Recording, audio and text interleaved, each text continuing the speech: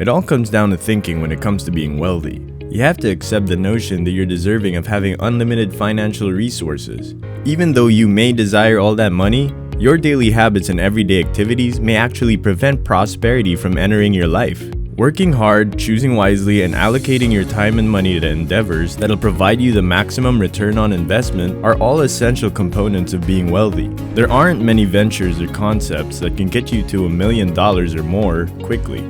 Hello, and welcome to Stealth Wealth. In this video, you'll discover how to save money in order for you to become wealthy. You'll learn many strategies to live a life where money just comes to you. Before we get started, please hit the like button and subscribe to my channel for more financial advice. There's a broad range of economic success in the United States, according to statistics on saving balances. As I just indicated, 29% of Americans, or nearly a third, have savings totaling less than $1,000. As I've emphasized in multiple videos, keeping a healthy financial situation requires having several years' worth of living costs saved up.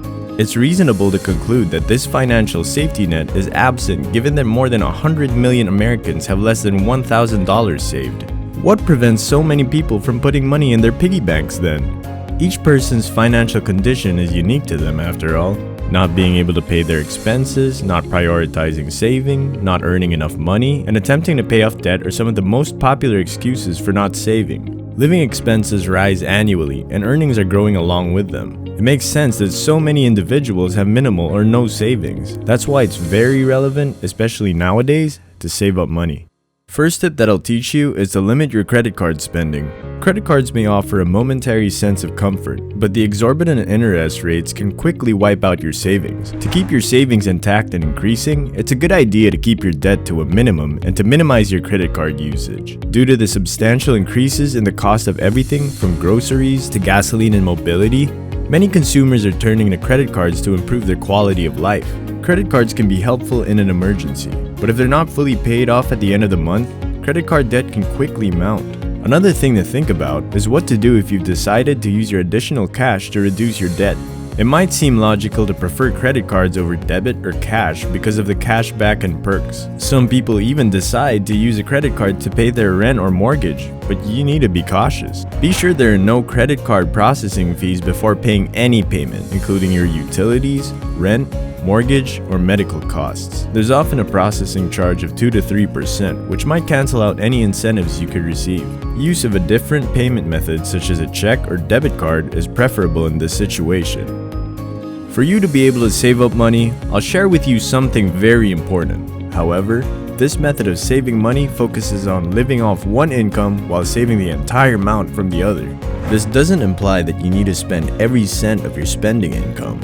In order to budget your money, simply follow the 50-30-20 technique. The 50-30-20 rule is a simple budgeting technique that can assist you in managing your money in an efficient, straightforward, and sustainable manner. The general rule of thumb is to allocate 50% of your monthly after-tax income for needs. To put it simply, needs are costs that you can't avoid, payments for all the necessities that would make it challenging to survive without. Your most essential expenses should be covered by 50% of your after-tax income, such as electricity, transportation, monthly rent, basic groceries, and insurance.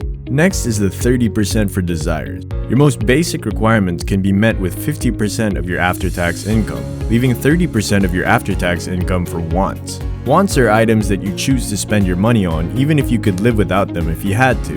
They're considered non-essential costs. This may include dining out, shopping, entertainment subscriptions, and so on and so forth. Lastly, 20% for savings or debt repayment. The remaining 20% can be used to reach your savings objectives or pay off any outstanding debts after allocating 30% of your monthly income to desires and 50% to necessities.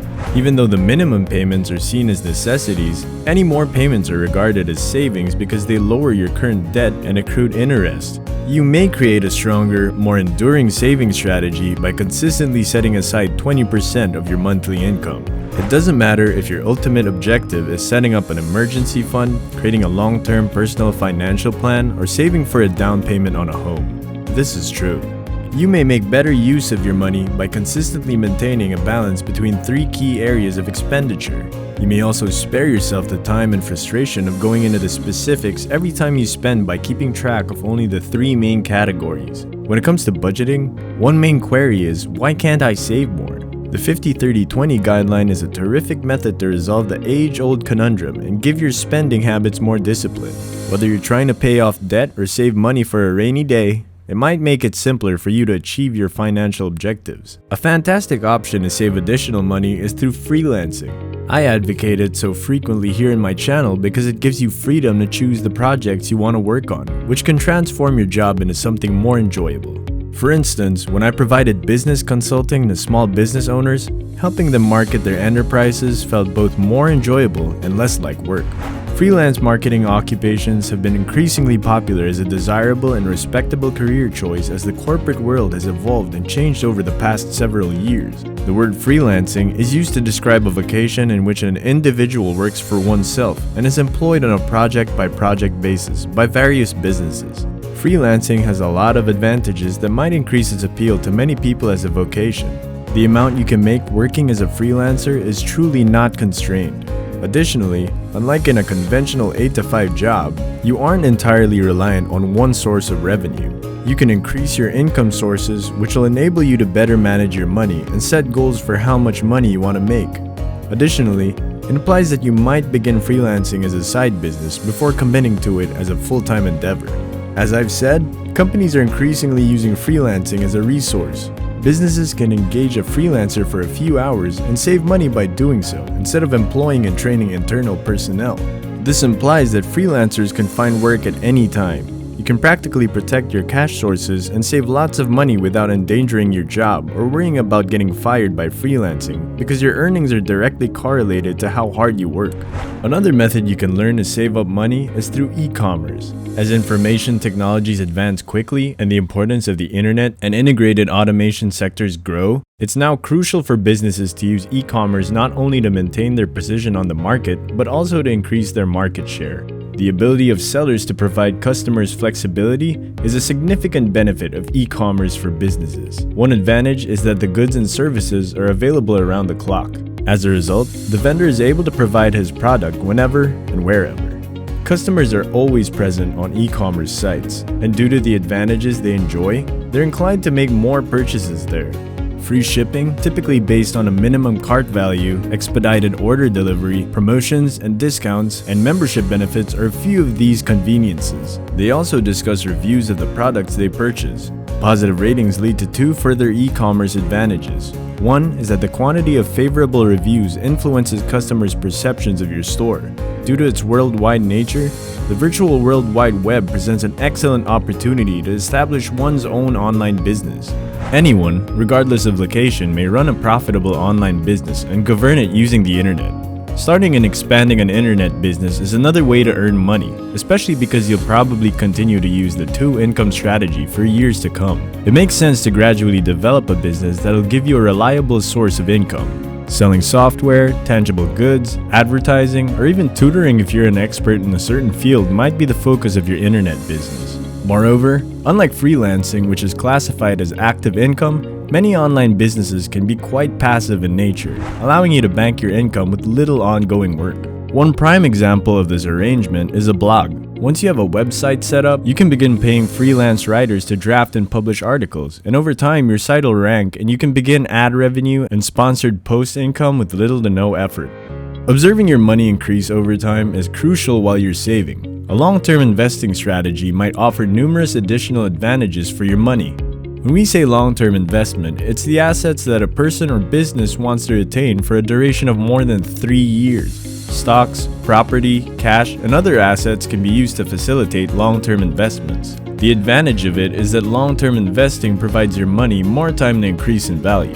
The longer you keep your money invested, the more time it may have to grow. You will achieve this by utilizing compound returns. It could also help in riding out market bumps. When you first experience a market decline as a beginner investor, that may be quite stressful, and your initial inclination could be to liquidate your investments. But if you abandon ship, your losses will become actual. Just consider it.